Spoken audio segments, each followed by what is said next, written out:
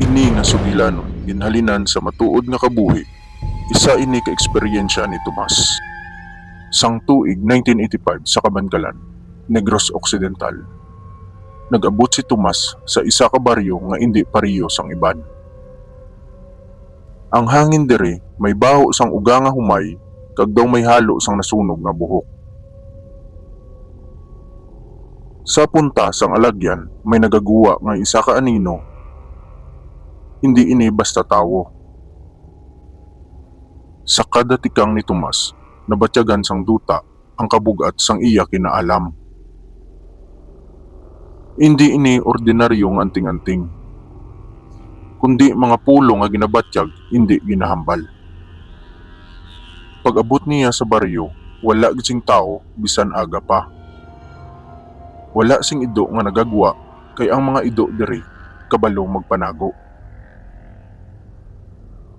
Kabalo siya, ang mga gaistar diri nagatuo sa madulom nga kinaalam. Ang nagdala sa iya, si Andoy, ang may sang bata na ginharian sang espiritu. Manong Tomas, ari na kita.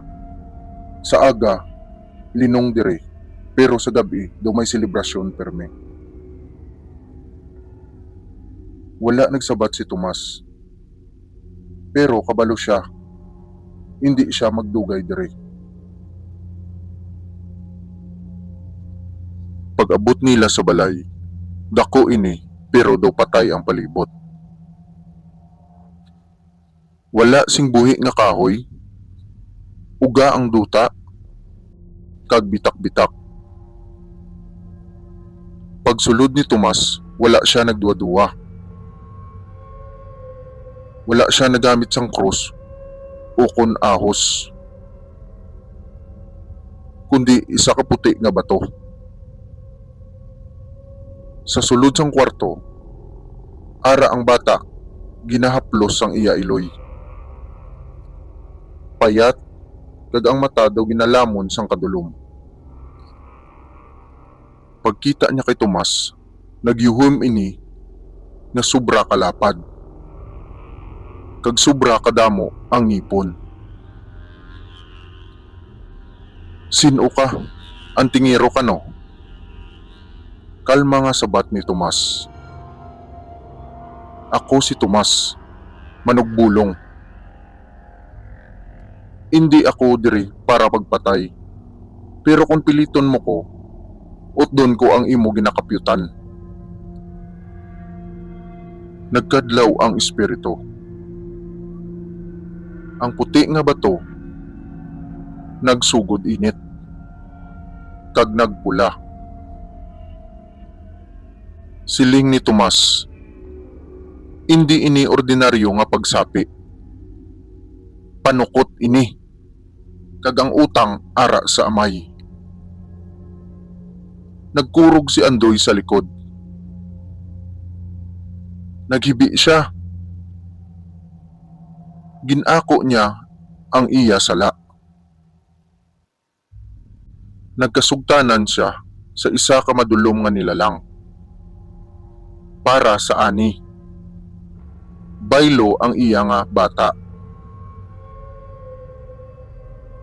Wala ginpalayas ni Tomas ang espiritu. Sa baylo, ginbalhin sa iya ang sumpa. Ang itom nga ido nagwa sa bata, kag nagpadulong kay Andoy. Ang bata nahilway. Pero si Andoy, amo na ang magabayad sang utang. Pagguwa ni Tomas, madulom na ang palibot. Sa alagyan, may mga nagatipon nga mga anino. Mga aswang, mga manananggal, mga tiyanak. Nagahulat sila. May isa katigulang nga babayi nga naguwa. Andoy! Naglapas ka sa kasugtanan. Kalma si Tomas. Ang utang ginbayaran sang may utang. Nagsugod ang mga aswang sa pagsulong. Naghimo si Tomas sang proteksyon. Isa ka bilog nga suga nga nagapahamtang sa mga kamatuoran. Ang iya nga orasyon hindi para magpatay, kundi magpahayag sang kamatuoran. Isa-isa naghimos ang mga aswang. Nagpalayo sila bangod sa kadlok. Naghalin si Tomas sa baryo. Pero ginlutos siya liwat sang mga aswang. Sa isa ka bakante nga lote, didto niya gintapos ang tanan. Paagi sa iya gintun-an, ginbatuan niya ang kadulom. Nanginabo ang mga nilalang. Ang bata nag-ayo. Pero si Andoy nanginbuhi nga paandam. Ang iya lawas na puno sang marka sang utang. Sa ulihi, ginpangita niya liwat si Tomas.